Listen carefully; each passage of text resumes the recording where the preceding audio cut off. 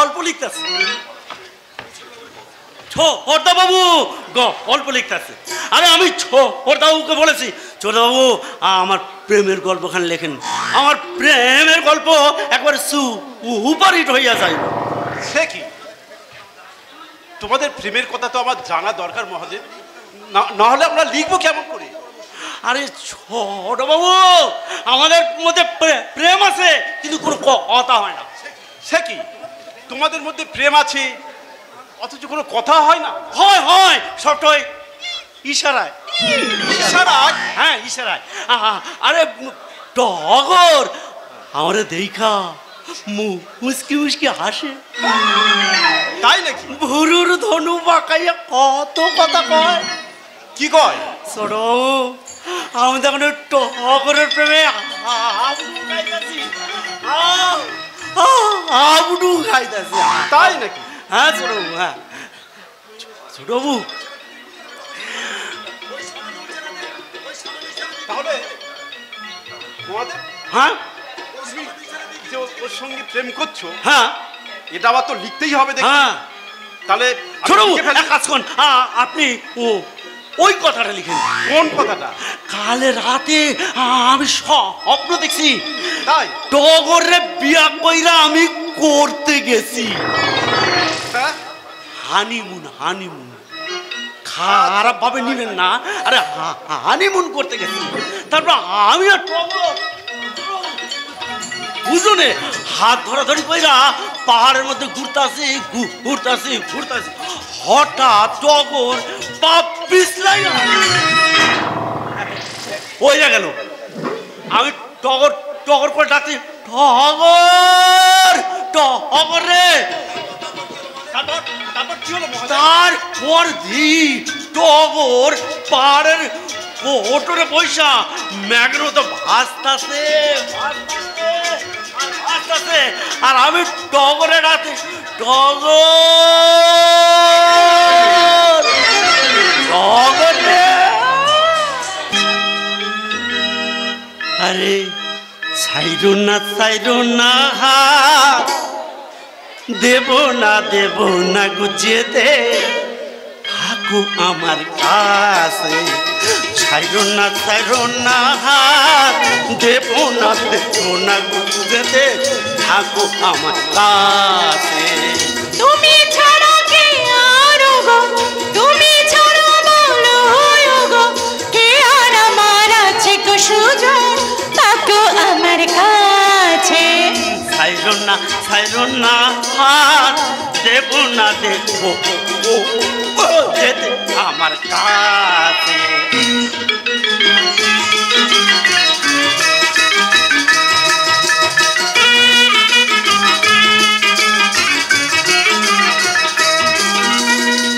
আমায় তুমি দাও রাগে, রামধনু রইল গে, মনের ময়ূর ছড়াক পাখা তোমার গলার ঠঙে। আমায় তুমি দাও রাগে, রামধনু রইল গে, মনের ময়ূর ছড়াক পাখা তোমার গলার ঠঙে। তোমার খুশির ঝিলিক তোমার, আমার খুশির ঝিলিক তোমার, জল চুরি রই কাছে না থাকো আমার কাছে। চেরো না দেব না গো যেতে, থাকো আমার কাছে। ছাইরো না দিমু না গো যেতে থাকো আমার কাছে। থাকো আমার কাছে।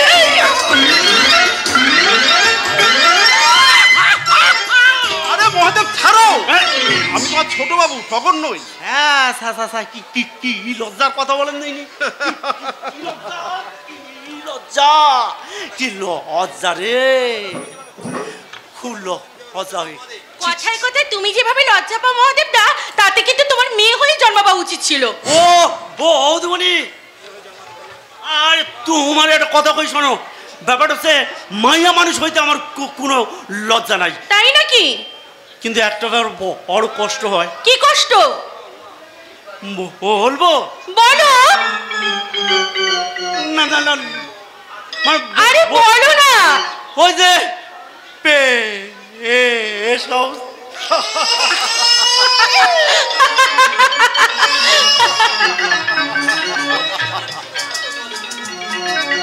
ওটাই তো নারী জীবনের সার্থকতা মহাদেবদা।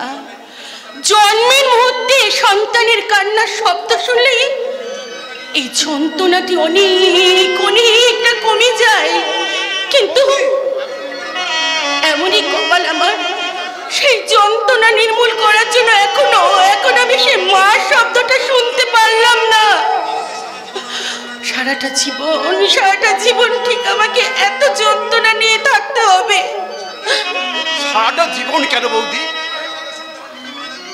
তোমার এই অভাগা সন্তানের মুখের মা ডাক বুঝি তোমার হৃদয়ে তৃপ্তির আনন্দ এনে দিতে পারে না? কি বললে ঠাকুরপো?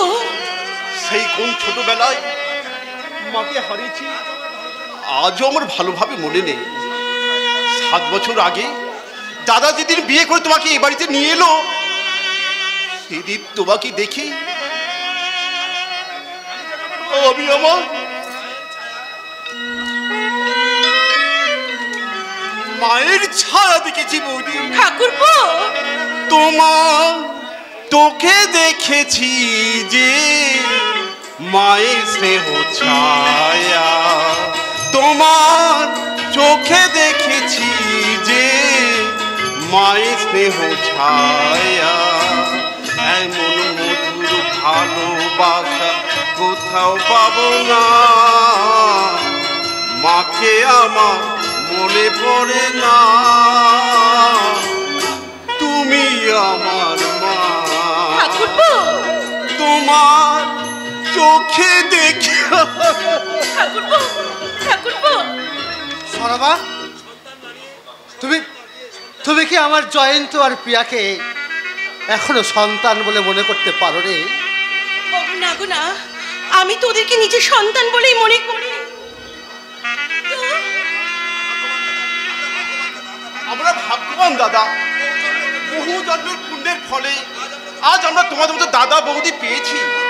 আরে পুট্টের ফল নয় রে হতভাগা, এটা পুট্টের ফল নয়, এটা আমাদের কর্তব্য। রক্তের সঙ্গে রক্তের সম্পর্ককে বেঁধে রাখার এক মহান দায়িত্ব। আজকে বহু সংসারে ভাই ভাই দ্বন্দ্ব লেগে ছিট্ট ভিট্ট হয়ে যাচ্ছে কত শত সুখের সংসার। আমরা সেই সমস্ত সংসারের লোকগুলোকে দেখাতে চাই, জল কাটলে যেমন দুভাগ করা যায় না, তেমনি রক্তের সঙ্গে রক্তের সম্পর্ককে কখনো আলাদা করা যায় না। বাহ, চমৎকার! আপনাকে বক্তৃতা শোনা মনে হইতেছে আপনাদের দুই ভাইয়ের মধ্যে শুধু মিলই আছে, গরমিল বলে কিছু নাই।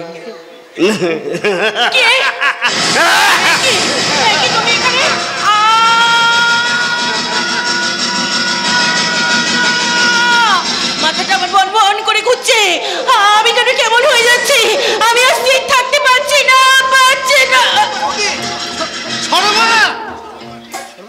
সরবা, তোমার কি হয়েছে? বৌদি, বৌদি তুমি চোখ মেলে তাকাও বৌদি। দেখি সরবা যে অজ্ঞান হয়ে গেছে। জানতো তুই ডিস্ট্রিক্ট ডক্টর বিশ্বাসের খবর দে। হ্যাঁ, দাদা আমি এখনই যাচ্ছি। গোপাল রে, তোর কপালটাই মন্দ, কিন্তু আমি পাচ্ছি আমাগো শিকারের গন্ধ। আপনাকে স্ত্রীর মাস্তু তো দাদা। মাস্তু দাদা? হ্যাঁ, আমি কি আমার বহিন মানে আপনার ওই স্ত্রী মাথায় একটু হাত বুলাতে পারি? জান, যদি আপনার সেহের পরশে আমার সরবার জ্ঞানটা যদি ফেরে, জান ফিরবে নিশ্চয় ফিরবে। হারামজাদি, আমাকে মুখে কালি মাখাইয়া তুমি এখানে বুলবুলি হইয়া ফুটেছ, এবারে তুই আমি চিবাইয়া খাবো। সারা দে বোন, সারা দে, সারা দে রে বোন, সারা দে। আমি তোরে ছাই না, কোথাও যাব না রে বোন, কোথাও যাব না।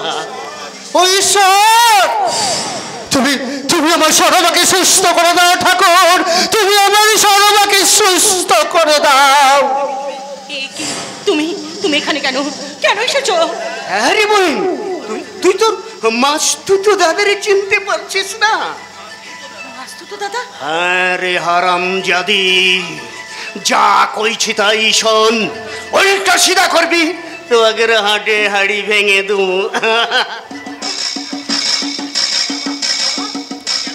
তোমার জ্ঞান পেয়েছে সরমা? তুমি তুমি ভালো আছো তো সরমা? হ্যাঁ গো, আমি ভালো আছি।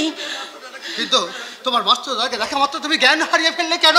আরে আমি কইছি ভাইয়া, একটা মিথ্যা কেসে আমাকে জেল হয়েছিল, তাই সেই দুঃখটা বোধ হয় আমার বোন সহ্য করতে পারে, তাই জেল হইতে বার হয়েছি দেখা একেবারে জ্ঞান হারাইয়া ফেলছে। আপনি জেল কেটেছেন? হ্যাঁ দাদা ঠিক কথাই বলছি। কিন্তু কিন্তু আপনি কোন অপরাধে জেল কেটেছেন? কেন?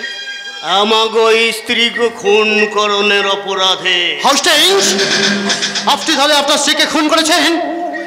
আরে খুন করলে সে শালিকি অন্যের সাথে ঘর বাঁধতে পারতো। তার মানে?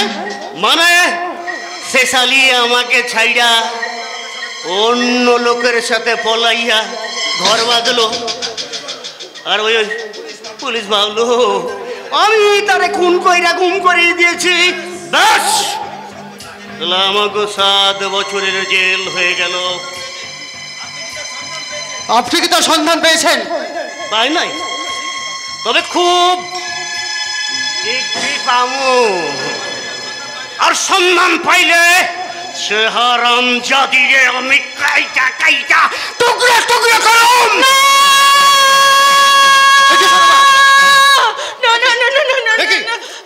তুমি এই চিৎকার করলে কেন? মানে ওই লোকটা যদি আবার জেল থেকে ছাড়া পেয়ে যায়। কেন দেখি কেন আবার জেল হবে কেন? সালাক খুন করণের আগে কি যে আমি জেল খাইটা নিয়েছি, এইবার শুধু জেল খাটাতে আমার বাকি আছে। দাদা যা হবার তো হয়ে গেছে, আপনি অযথা মাথা গরম করবে না। শর্মা, তুমি তোমার মাস্টার দাদাকে নিয়ে ভিতরে যাও, আমি তো তখন ওদিকটা গিয়ে দেখি তাহলে জয়ন্ত হয়তো ডাক্তার বিশ্বাসকে নিয়েই চলে আসবে। কেমন? তুমি দাদাকে নিয়ে ভিতরে যাও। ঠিক আছে। কেন কেন এসেছো এখানে? কিসের জন্য এসেছো? তোর সুখের সংসারে আগুন জ্বালাইয়া তোকে বেগুন পোড়া করে খাইবো বলে আইছে। বেরিয়ে যাও, বেরিয়ে যাও বলছি, এই মুহূর্তে এখান থেকে বেরিয়ে যাও। আর তুমি না বেরিয়ে গেলে তোমার এই স্বরূপটা আমি আমার স্বামীর কাছে প্রকাশ করে দেবো। তুই তোর স্বামীকে ডাক, আমিও তোর স্বরূপটা প্রকাশ করে দিয়ে বলবো এ শালি সরমা নয়, শান্তি। কি বললে? ও হইল গিয়া তোমার ফার্স্ট হ্যান্ড স্ত্রী, হইল গিয়া আমি ওহার ফার্স্ট হ্যান্ড স্বামী। গোপাল রে, তোর গোপালটাই মন্দ। চলে যাও, চলে যাও বলছি, নিজের ভালো চাও তো এখান থেকে বেরিয়ে যাও, এই মুহূর্তে চলে যাও। তুই আমার হাতে হাত মেলা, বুঝতেই তো পারছিস আমার এখন ঘর নাই আর বউ নাই, তাই এখানে আমাকে পাকাপাকি থাকার ব্যবস্থাটা তোরে করতে হইব, আর সেই সঙ্গে বউয়ের অভাবটা তোরে পূরণ করতে হইব। চুপ করো জানোয়ার কোথাকার। এখন হইতে তোর মাস্তুতো দাদা হইয়া আমাকে এখানে থাকতে হইব, তাই যেমন তেমন মানে তোর স্বামীর বড় কুটুম, তার মানে যেমন তেমন পোশাক পরে থাকাটা ঠিক হবে না, তাই তোর হাতের ওই বালাটা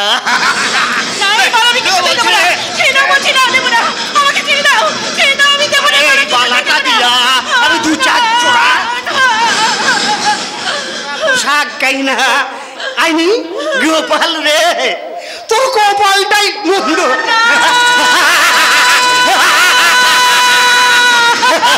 বিষধর বিশ্বাসের বিষ চক্রে বন্দী হওয়া শান্তির জীবনে আবার নতুন করে নেমে আসে দুর্জনের কালো ছায়া।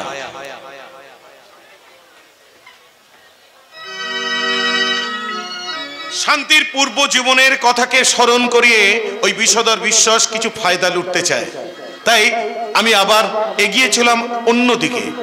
আমরা চলে গেলাম একটা মধ্যবিত্ত সংসারের কর্তার কাছে, যে কিনা নিজের জীবনের বিশ্বাস হতাশা হারিয়ে তার জীবন আকাশকে মাঝ সমুদ্রে ভাসিয়ে দেওয়ার কথা ভাবতে ভাবতে শুধু একটি কথাই বলছে, আসা যাওয়ার কথা।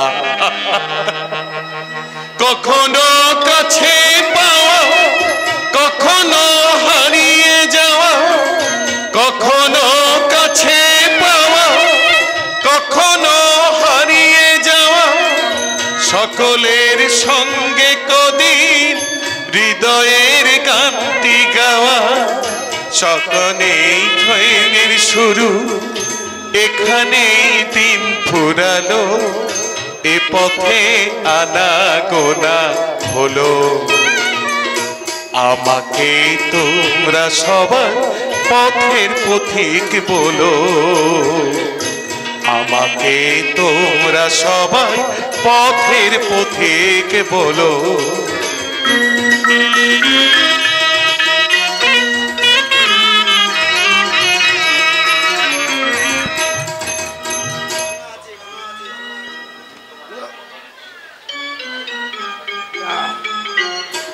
মদের নেশায় মাতাল হওয়া, মদের নেশায় মাতাল হওয়া অনেক সুখের ভাই, মদের নেশায় মাতাল হওয়া অনেক সুখের ভাই। ফকির হলেও মনটা যেন, ফকির হলেও মনটা যেন মাতাল বয়ে যায় যায়। মদের নেশায় মাতাল হওয়া, মদের নেশায় মাতাল হওয়া অনেক সুখের ভাই, অনেক সুখের ভাই, অনেক সুখের ভাই।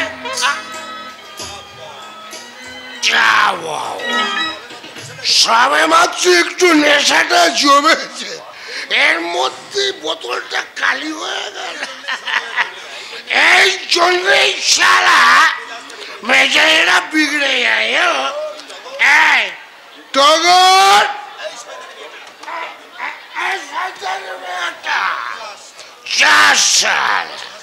সারা কোন সারা শব্দই তো পাচ্ছি না। এই টগর, টগর, টগর, কি হলো? কি অত চেঁচাচ্ছ কেন?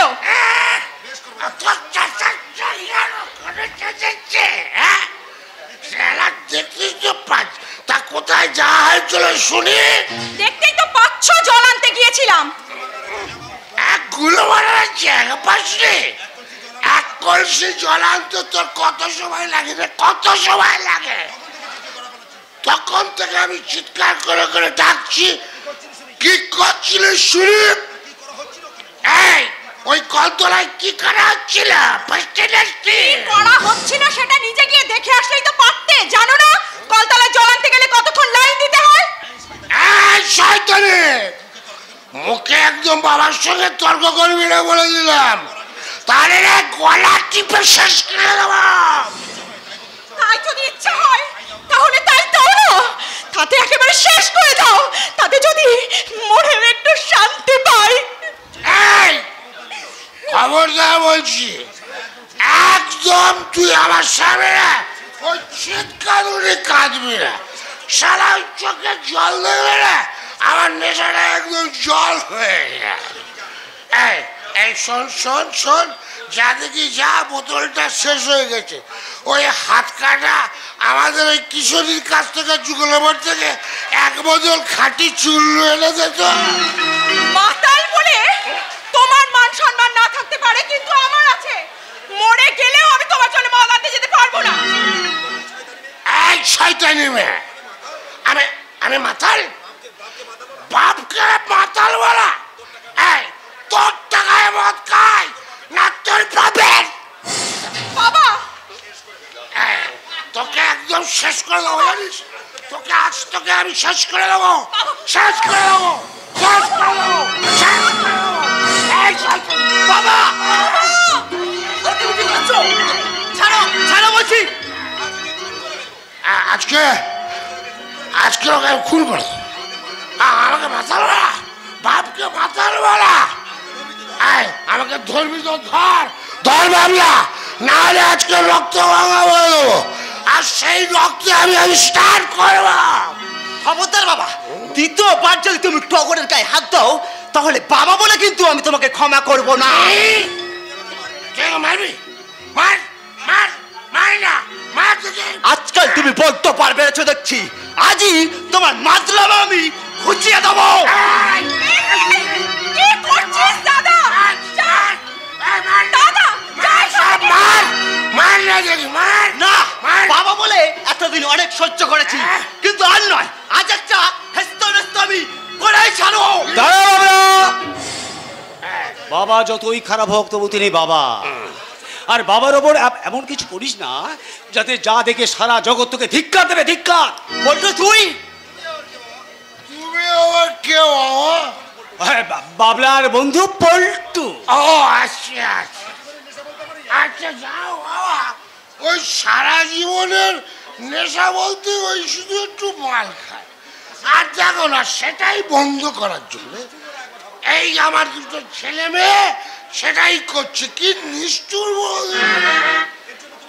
আরে এর জন্য তুমি কিছু ভেবো না, সব ব্যবস্থা আমি করে দেবো। আরে কি ব্যবস্থা করবি রে পল্টু?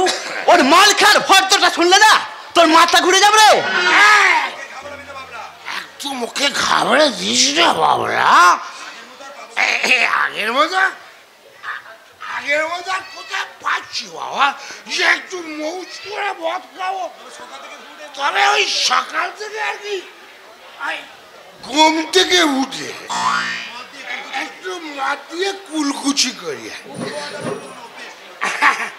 আসলে ওই এক গ্লাস মদে সকালবেলায় ওই খানিকটা চিনি আর একটা গোটা পাতিলেবুর রস নিগড়ে দিয়ে আমি শরবত করে খাই। মদ দিয়ে শরবত? জল আমি বিলকুল খাই না বাবা, জল খাই। জানো তো আজকাল ওই জলেতে জীবাণু কিলবিল কিলবিল করছে, আর সালা ওই জলটা খেয়ে আমার পেটের রোগ হয়ে ওলা উঠে হবে, ও সব আমি খাই। আসলে ওই মদ দিয়ে আমি জল চেষ্টা করি। আজব ব্যাপার। তাহলে টিফিনটা? আরে ওটা এমন কোনো ব্যাপার নয় রে পল্টু, এক থালা মধ্যে কয়েক পিস ফাঁপা রুটি ভিজিয়ে খাওয়া হলো ওনার টিফিন। আর ভাত খাওয়ার পরে হাফ বোতল মদ খাওয়া চাই। সবসময় মদ চদ বলিস না তো। ওটাই যাও, ওটা আর কি আমি ওই জল ভেবে খাই।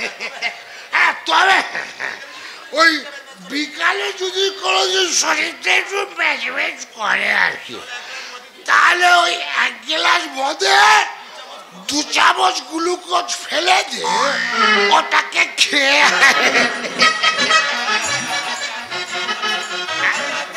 আর রাতে? রাতে আর কি করবো বাবা, বয়স হয়েছে তো, তাই হজম শক্তিটাও কমে গেছে। তাই ওই ভারী খাবার আর খাই না। ওই হাফ বোতল মদে, ওই হাফ বোতল মদটাই আমার রাত্রিবেলা খেয়ে 3টা রাতটা কেটে যায়। আর শোনো বাবা, এই পল্টু শোনো, তোমরা সব গল্প করো, আমি ওই একটু হাত কাটা ওই কিশোরীর কাছ থেকে ঘুরে আসি।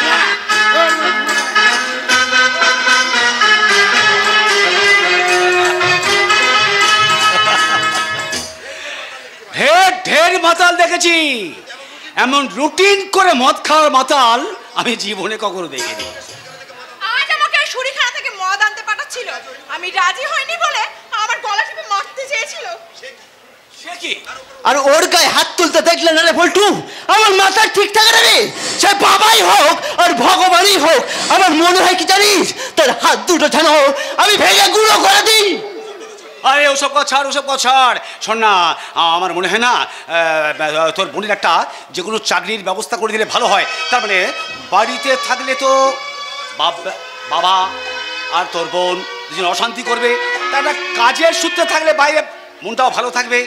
দেখ না রে ভাই, তোর তো অনেক ভালো ভালো লোকের সাথে ওটা বসে, তাদের বলে যদি আমার বোনটার জন্য একটা কাজের ব্যবস্থা তুই করে দিতে পারিস। আরে ঠিক আছে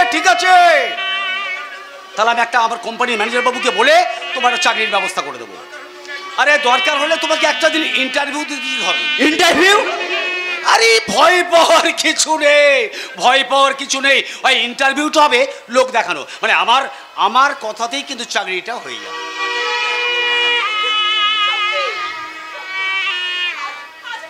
আনন্দ হচ্ছে, আমি চাকরি করব, আমি টাকা রোজগার করব। বাবা বাবা, তুমি শুনে যাও, তোমার মেয়ে টাকা রোজগার করবে। সত্যি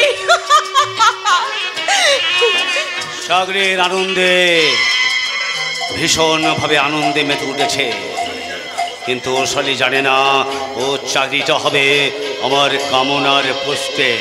কিছু বলছিস বল্টু? বলছিলাম তোর বোন তো বাইরে বেরোবার মতো একটা ভালো শাড়ি নেই, তুই এক কাজ কর, আরে এই টাকাগুলো তুই রাখ, এই টাকা দিয়ে তোর বোনের ভালো ভালো শাড়ি কিনে দিস, আর সেই শাড়ি পরে তোর বোন ইন্টারভিউতে যাবে।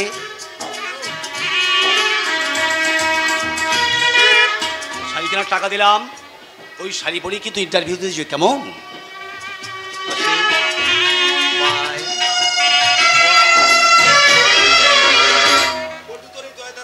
বল্টু, তোর এই দয়ার দান আমি জীবনে ভুলবো না রে বল্টু। সত্যি দাদা, লোকটা মানুষ নয় রে, দেবতা। আরে দেবতা কি আমি জানি না রে বোন, দেবো আমি বলবো ও একজন সত্যিকারের মানুষ। আর আমি চললাম রে টগর তোর এই টাকা দিয়ে, আজই তোর জন্য একটা ভালো শাড়ি আর একটা ব্লাউজ কিনতে আমি চললাম রে টগর, আমি চললাম। এতদিনে বুঝি ভগবান মুখ তুলে চেয়েছে, তাই তো আমার জীবনে দুঃখের মেঘ সরে আজ আমার জীবনে সুখের সূর্য উঠতে চলেছে। আমার এই হঠাৎ পাওয়া দাদাটা আমার জীবনের সব রং বদলে দিয়েছে। প্রতিদিন আমিও দেব, আগামী ভাইফোঁটায় আমি তার কপালে ফোঁটা দিয়ে বলবো, मेरे भैया मेरे चंदा मेरे अनमोल रतन, तेरे बदले में ज़माने की कोई चीज़ न लूं। मेरे भैया मेरे चंदा मेरे अनमोल रतन, तेरे बदले में ज़माने की कोई चीज़ न लूं। तेरे बदले में ज़माने की कोई चीज़ न लूं।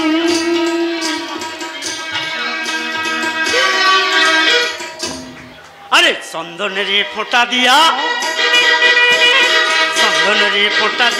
গরিব বড়, তুই আমার জীবন রে, তুই আমার মরণ। চন্দনের ফোঁটা দিয়া গরিব বড়, তুই আমার জীবন রে, তুই আমার। আবার তুই আমার পিছু নিয়েছিস? কিছু বলিস না, যে যারে ভালোবাসে সে তার ছাড়তে চায় না। তুই কিন্তু ভুল করছিস। ভুল করিস না, একদম ভুল করা করিস না। ভালোবাসা তোর আমি প্রাণ দিয়ে ভালোবাসি, তোর জন্য আমি জীবন পর্যন্ত দিতে পারি। চুপ কর, খবরদার এই সমস্ত কথা বলবি না, মনে রে? হ্যাঁ, সেই দিন রাত্রিবেলা চোরের মতো। তোর কবি না বল, সত্যিকারের পুরুষ মানুষের মতন রাতের বেলা ঘুম আসে না, তোর ঘরের দরজা বন্ধ দেখা জানলাই উকি বাইরে দেখি। কি দেখলি? কিছু না তোর সুন্দর মুখখানা, আর তারপর তোর সব কথা আমি শুনবো না। এরপর যদি তুই এরকম করিস সব থেকে কিন্তু সাবধান। 100 বার করুম, 1000 বার করুম, 1000 বার করো, তোরে আমি পুলিশে দেবো। পুলিশ? হ্যাঁ পুলিশ?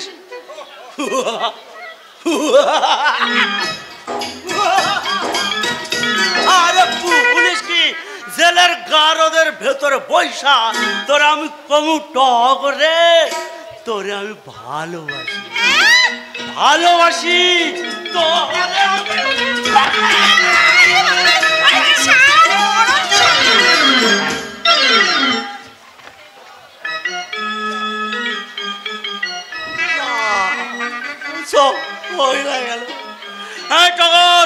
একটা কথা শুই না যা, আর চোখের জলে ভাসিয়ে দিলাম মনের ঠিকানা,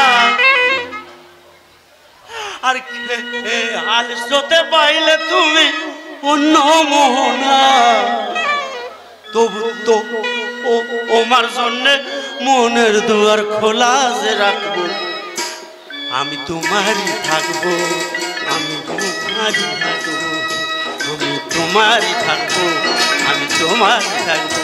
আরে চোখের বলে ভাসিয়ে দিলাম মনের ঠিকানা, খেয়াল সতে পাইলে তুমি অন্য মোহনা, তবু তোমার জন্য মনের দুয়ার খোলা রাখবো, আমি তোমার থাকবো, শুধু তোমার থাকবো, শুধু তোমারই থাকবো, শুধু তোমার থাকবো। ওরে ডবরে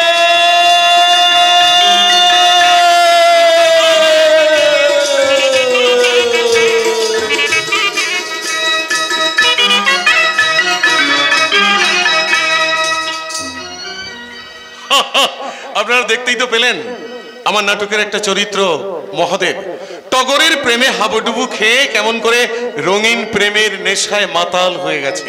কিন্তু টগর কি ওই মহাদেবের রঙিন প্রেমের নেশায় নিজেকে ধরা দেবে? হ্যাঁ, তবে ধরুন কিছুদিন পরে টগরের সাথে দেখা হলো মহাদেবের, তখন মহাদেব কি বলবে জানেন? কতদিন পরে একটু বসো, তোমায় অনেক কথা বলার ছিল, যদিও শোনো, কতদিন পরে একটু বসো, তোমায় অনেক কথা বলার ছিল, যদিও শোনো, কতদিন পরে। না না, আমি এই সংলাপকে দীর্ঘায়িত করব না। এখন আমরা চলে যাব ইন্দ্রের বাড়িতে। হ্যাঁ, ইন্দ্রের যে ইন্দ্র বাড়ি থেকে রাগে দুঃখে ক্ষোভে বাড়ি থেকে বেরিয়ে গিয়েছিল, সেই ইন্দ্রের ভাই প্রকাশ এসে বলছে,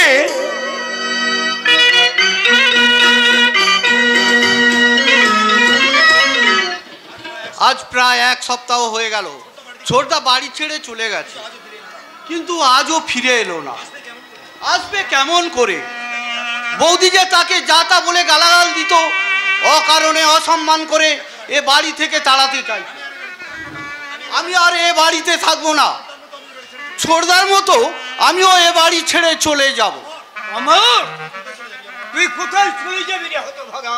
যাই না বড়দা, তবে ছোটদা চলে যাওয়ার পর থেকে এ বাড়িতে থাকতে আমার ভীষণ ভয় করে। তুমি দেখে নিও বড়দা, আমি একদিন এ বাড়ি ছেড়ে চলে যাব। চুপ কর হতভাগা, চুপ কর। কেন তোরা এই বাড়ি থেকে চলে যাবে? আমি কি বুঝি তোদের পর? সৎ ভাই বলে তোদের উপরে আমার কোনো অধিকার নেই?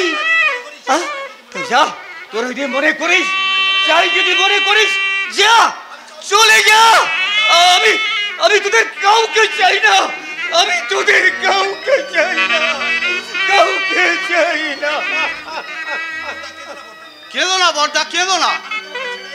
আমি তোমাকে ছেড়ে কখনো কোথাও যাব না, কোথাও না। হতভাগা ইন্দ্রটা তার অভিমানটাই বড় করে দেখল, অথচ তার দাদার বুকের ব্যথাটা সে একবার অনুভব করলো না। সেদিন আমি কি বলেছিলাম ওকে, এ বাড়ি থেকে চলে গেল, অথচ ওর বৌদি সেদিন ওকে কতই না কটূক্তি করলো। ওই সেদিন তো বাড়ি থেকে চলে যায়নি অমর। কবে বড়দা? এই তো কিছুদিন আগে।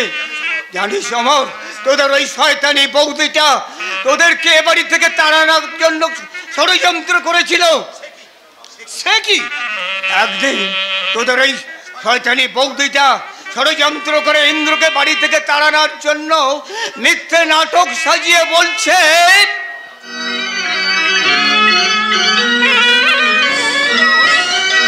তাড়াবো, যেমন করে ওই হারামজাদা দুটোকে এক এক করে বাড়ি থেকে তাড়াবো।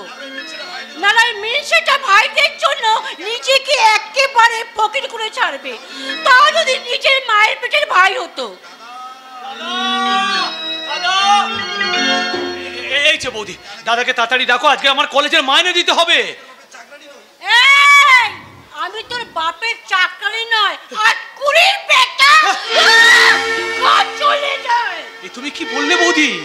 এ তুমি কি বললে? তুমি তুমি আমার মৃত মায়ের নামে এত বড় কটু কথাটা বলতে পারলে বৌদি?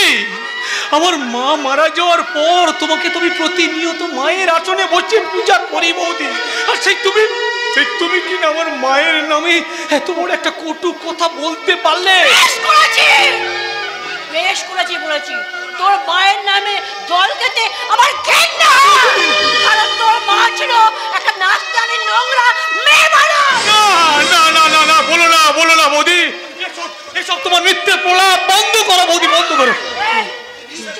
তুই বিশ্বাস না করলেও এটাই তোর বিশ্বাস। এমন একটা সত্য হচ্ছে তোর জন্ম পরিচয়। কি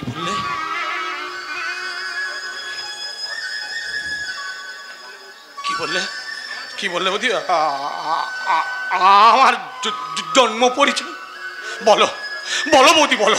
চুপ করে থেকো না, বলো বৌদি, বলো আমার জন্ম পরিচয়টা কি? বলো বৌদি, বলো।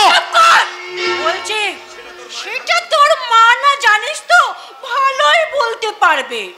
শুনেছি তোর মায়ের পেটে তুই আসার পর 9 মাস পর তুই নাকি জন্মেছিলিস। তাই সবাই বলে তো জানিস তুই শ্বশুর মশাইয়ের সন্তান। তো নাকি তোর মা অন্য কোনো বাবু তোকে মায়ের পেটে তুই জন্মেছিলিস, আর তোর মা তোকে পাখি দিয়ে সন্তান গর্ভে নিয়ে পালিয়ে গেছে। তোকে জন্ম দিয়ে তোর মা পালিয়ে গেছে।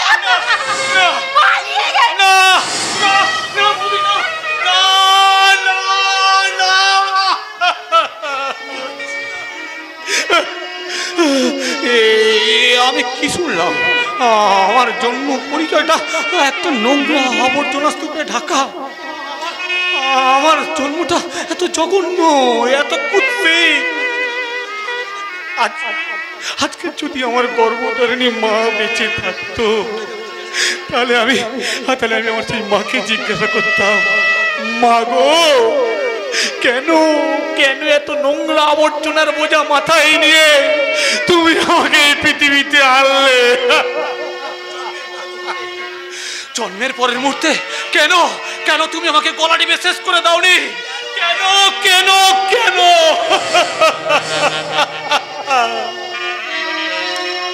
কি আমার পরিচয় ঠিকানা কি জানি না,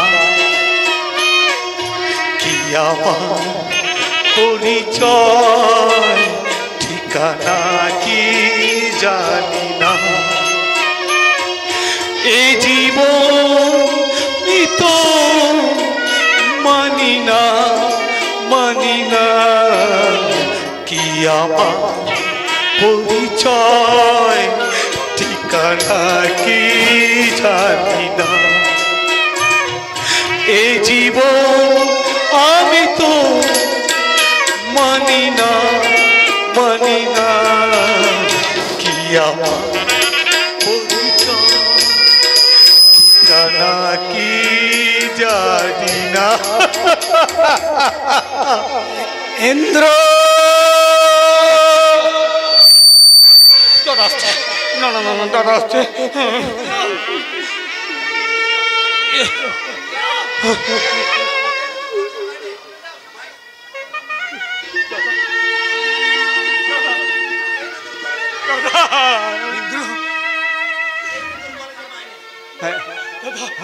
আমার কলেজের মাইনেটা আমার ভীষণ প্রয়োজন দাদা।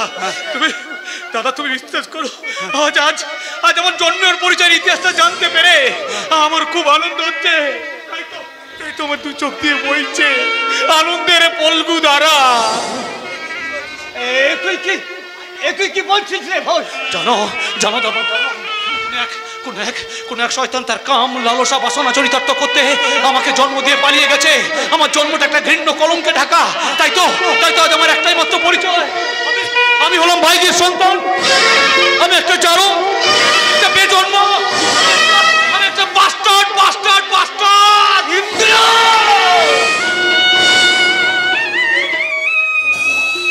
দাদা কে বলেছে তোকে কথা? শুনবে, আমি বলেছি আমি। তাই আইনত ও কোনো সম্পত্তির ভাগ পাবে না। সামান্য সম্পত্তির লোভে তুমি এত বড় মিথ্যা কথা বলতে পারলে? দাদা, বৌদি সবটা মিথ্যে বললেও বৌদির মিথ্যার মধ্যে কিছুটা তো সত্যি লুকিয়ে আছে দাদা। আর সেই সত্যিটাই আজকের আমাকে মৃত্যুর মুখে ঠেলে দিল দাদা। তুমি আমাকে গলা টিপে শেষ করে দাও দাদা, গলা টিপে শেষ করে দাও দাদা, গলা টিপে শেষ করে দাও।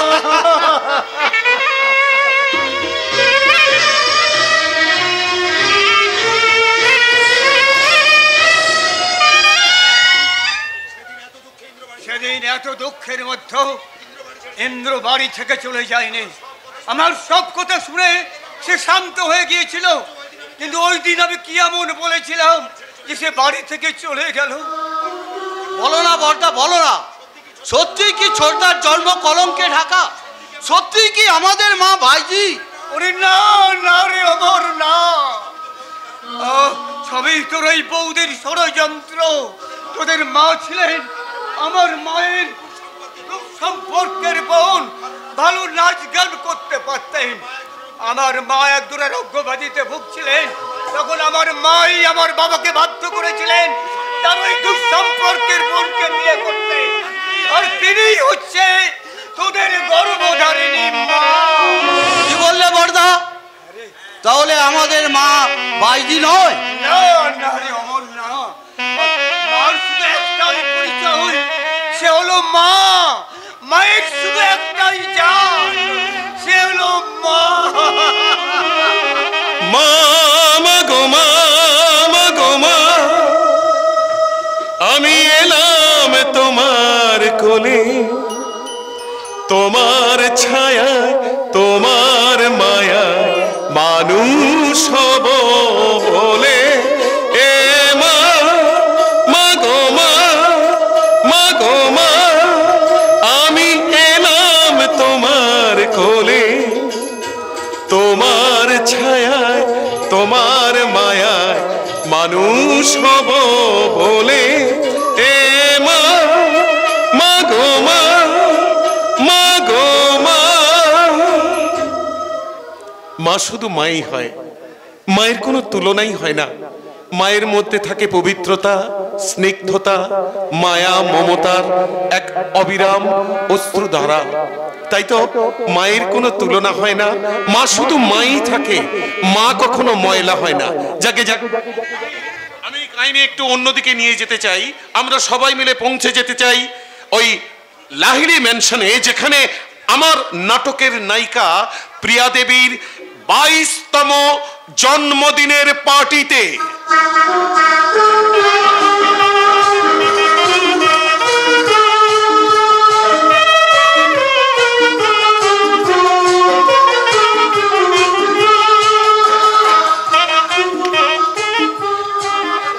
লেডিস অ্যান্ড জেন্টলম্যান, আজ আমার একমাত্র বোন বিসপিয়া লাহিড়ীর বার্থডের অনারে এই পার্টি।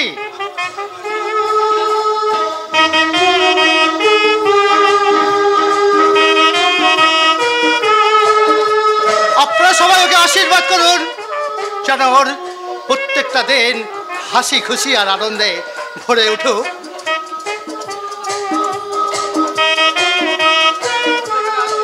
এসো।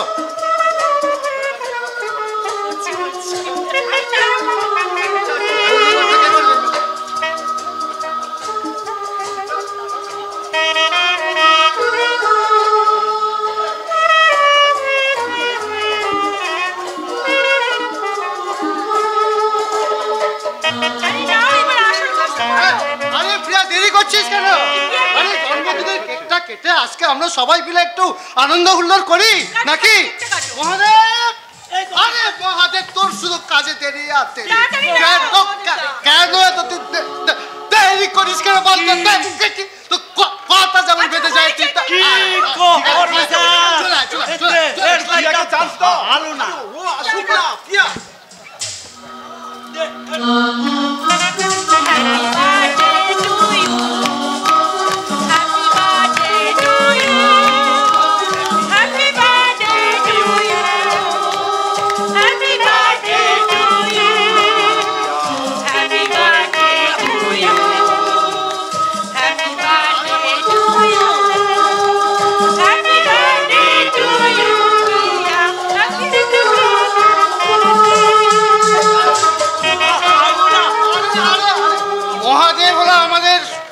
বাড়ির কর্তা, ওকে আগে দাদা অম্বল হইছে অল্প করে মহাদেব, অল্প অল্প অল্প করে পারলে হবে।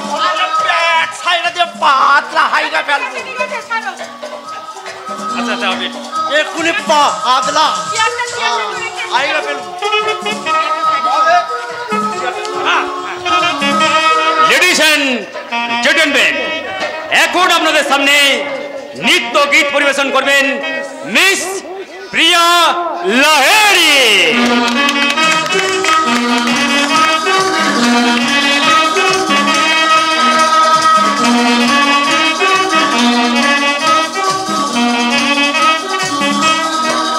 লা লা লা লা লা লা লা লা লা লা লা লা লা লা লা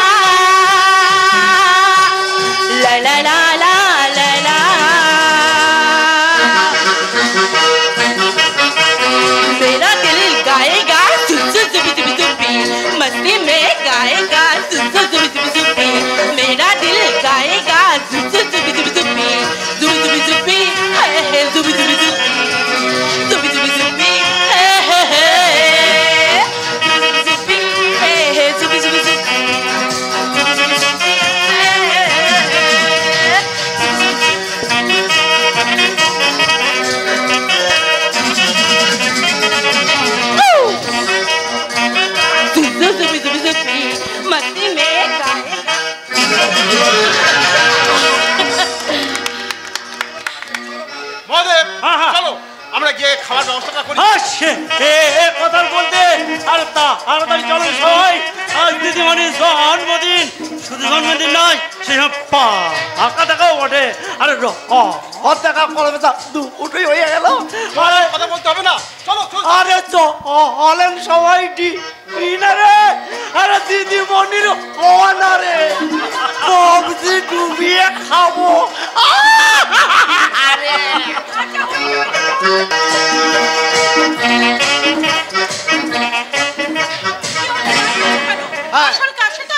লেডিস এন্ড জেন্টলম্যান, আজ আপনাদের আরো একটি গুড নিউজ শোনাবো। আমার বোন প্রিয়া আর আমার এই কোম্পানির ম্যানেজার নিষেধ পরস্পরকে ভালোবাসে। তাই ওদের স্বর্গীয় ভালোবাসাকে স্বীকৃতি দিতে আমি সানন্দে ঘোষণা করছি আগামী 13 মার্চ প্রিয়ার নিশীথের marriage. Just 1 minute, just 1 minute বর্তা। আমাদের এই ম্যারেজের ব্যাপারটা অ্যানাউন্স করার আগে আপনার কাছে একটা রিকোয়েস্ট আছে।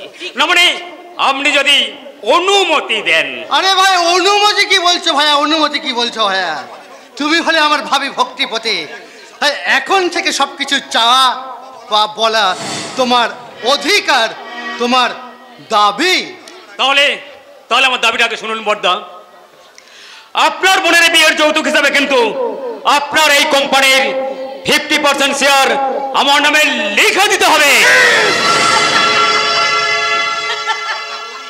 আরে বাবা, বড়দা, বড় বৌদি, তোমরা সবাই অবাক হয়ে গেলে তাই না? আমি জানতাম নিশীথ তোমাদের সাথে রসিকতা করছে। কি নিশীথ, তাই তো? না প্রিয়া, না মানে? এটা রসিকতা নয়। কিছু মনে করো না প্রিয়া, কিছু মনে করো না। তুমি তো জানো আমি তোমার দাদার কোম্পানির কয়েক হাজার টাকা মাইনে করা ম্যানেজার, আর তুমি এই কোটিপতি আদরের একমাত্র বোন। সোনার চামচ মুখে নিয়ে এই রাজ ঐশ্বর্যের মাঝে তুমি বড় আদর যত্নে তুমি মানুষ হয়েছো। তাই প্রিয়া তোমাকে যে সাজিয়ে গুছিয়ে রাখার মতো আমার কাছে কিছু নেই প্রিয়া, কিছু নেই। কে বললো নিশীথ তোমার কাছে কিছু নেই? তোমার কাছে সৎ শিক্ষা, সৎ আদর্শ আর সরল একটা মন, যে মন আমাকে ভালোবাসতে শিখিয়েছে। সেই ভালোবাসা ছাড়া আমি আর তোমার কাছে কিচ্ছু চাই না, কিচ্ছু চাই না নিশীথ। কিন্তু প্রিয়া, আমি যে চাই, আমি অনেক কিছু চাই। আমার 10-5টা মানুষের মতো স্বপ্ন থাকতে পারে। একটা চিমচাম ফ্ল্যাট হোক, বিদেশি না হলে একটা দেশি কার হোক, সেই সঙ্গে কিছু ব্যাংক ব্যালেন্স। ঠিক আছে নিশীথ, ঠিক আছে। বলো কত ব্যাংক ব্যালেন্স তোমার দরকার, বলো কত টাকা দরকার। ও দাদা সবকিছু তোমার নামে লিখে দেবে। বলো কত টাকা তোমার দরকার। মোদি, সত্যি বৌদি তুমি আমাকে হাসালে। মোদি, ওই কলসির জলের মধ্যে একটু একটু করে গড়াতে শুরু করলে না, তো একদিন শেষ হবেই। তাই আমি আবারও বলছি, না নিশীথ না, যে কথা তুমি বলেছো আর একটা বারও তুমি উচ্চারণ করবে না। ভালোবাসাকে পণ্য সাজিয়ে উচ্ছ্বাস আর স্বপ্ন কখনো পূর্ণ হয় না নিশীথ। তাতে যে ভালোবাসাকে অসম্মান করা হয়, তাহলে যে আবার প্রমাণিত হয়ে যাবে এই সমাজে মেয়ে হয়ে জন্মানোটা যে মহাপাপ। হাত থেকে রক্ষা পাওয়ার জন্য আমাদের সমাজের মা, বাবা, দাদারা তাদের সর্বস্ব বিক্রি করে কোটি কোটি টাকার বিনিময়ে কিনে নিতে হবে তাদের মেয়েদের, বোনদের জন্য এক চিমটি সিঁদুর। না, আমি তোমার কাছে রিকোয়েস্ট করছি নিশীথ, প্লিজ প্লিজ, এতক্ষণ ধরে তুমি যে কথাগুলো বলছিলে তুমি সবার কাছে বলো, সেগুলো তুমি আমার সাথে রসিকতা করছিলে। বলো বলো নিশীথ, তুমি যা বলছিলে সব মিথ্যে মিথ্যে মিথ্যে। থামো নিশীথ, নিজের ভালো পাগলেও বোঝে। তাই একটাই দুঃখ আমার, নিজের ভালোটা তুমি নিজে বুঝলে না। তাই বলে আমি বা কেন বুঝবো না? আমি বা কেন বুঝবো না? তাই আমার কথা সবাই মিলে এখানে মন দিয়ে শুনুন। যে অবস্থা এসে আমার কথাটা শেষ কথা আপনারা সবাই মিলে শুনুন। শূন্য হাতে সিঁদুর পরিয়ে আমি আমার লাইফস্টাইলকে কখনো বরবাদ করতে পারবো না। আর প্রিয়াকে যদি বিয়ে করতেই হয়, তার যৌতুকটা অবশ্য হতেই হবে এই লরিয়ান কোম্পানির 50% শেয়ার। না নিশীথ, এখনই কি তুমি চুপ করে দাঁড়িয়ে থাকবে? একবার তোমার বোনের মুখে দিকে তাকাবে না? তোমার বোনের থেকে সম্পত্তির মূল্য কি তোমার কাছে অনেক বেশি? দিয়ে দাও নিশীথ, তুমি সবকিছু দিয়ে দাও। পিয়া সুখের জন্য আমরা সবকিছু করতে পারি, সব জমি দিয়ে দাও। আমি দিতে পারতাম, আমি দিতে পারতাম। শুধু 50% কেন, আমি আমার কোম্পানির পুরো শেয়ারটাই ওই নিশীথের নামে লিখে দিতে পারতাম। কিন্তু আমি যে নিরুপায় সরবা, কারণ কোম্পানির অর্ধেকটা শেয়ার যাবে জয়ন্তর নামে লিখে দিয়েছে। তাই জয়ন্ত যদি আপত্তি করে, তোমার যে কোনো সিদ্ধান্তের উপর আমার পূর্ণ সম্মতি আছে দাদা। ছোটা তুই জানিস আমার ভালোবাসার স্বরূপ নিশীথ তোর কাছে কি চেয়েছে? জানি রে বোন, জানি। এই অপরাধ নিশ্চয় শুধু একার নয়, এই অপরাধ আমাদের এই অসুস্থ বিকৃত সমাজে। যতই আমরা ফোন প্রথার বিরুদ্ধে লম্বা চড়া লেকচার দিই না কেন, আমাদের মধ্যে অনেকে চাই ওই কুপ্রথা এখনো সমাজের বুকে পাকাপাকি ভাবে বেঁচে না থাক। না ছোটা, যে মানুষটা ভালোবাসাকে ব্যবসা মনে করে, যে মানুষটা আমার ভালোবাসা চিনিবিনি খেলেছে, সেই মানুষটাকে আর এই মানুষটাকে আমি কোনোদিনও আমার মনে মনে করি না। আমি তাকে ঘৃণা করি, ঘৃণা করি। চলে যাও, চলে যাও ঋষি, এখান থেকে চলে যাও। I hate you Rishi, I hate you. Okay তুমি একটু শান্ত হও, প্রিয়া, তুমি একটু শান্ত হও। কেন বুঝতে চাইছো না? শুধুমাত্র পণের জন্য আমাদের মতো কত অসহায়, কত অভাগিনীদের ঠিক এইভাবে দিনের পর দিন ওরা ঠুকরে দিচ্ছে। কেন বুঝতে পারছো না? আমাদের মতো মেয়েদের ঠিক এইভাবে এরা খুন করছে। না না, কখনোই তা হতে পারে না। আমি বেঁচে থাকতে সেটা কখনোই হতে পারে না। এই পৌন প্রথার প্রতি আমার সাই না থাকলেও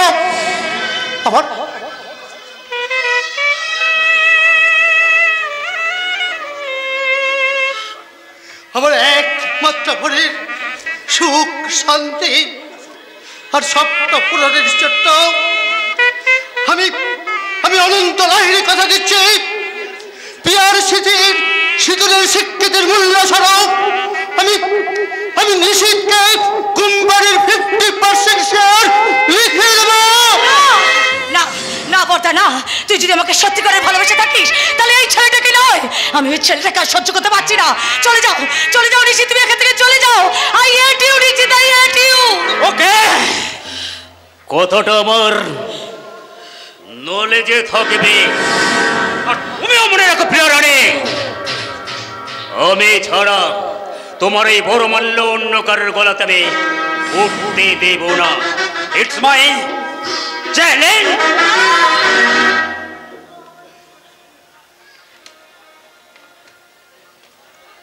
আমি যদি সত্যিই তোমাকে ভালোবেসে থাকি তাহলে আজ আমি প্রত্যেকের সামনে দাঁড়িয়ে প্রতিজ্ঞা করছি, আমার কাছে শিক্ষা নয়, আমার কাছে বড় হচ্ছে ভালোবাসা।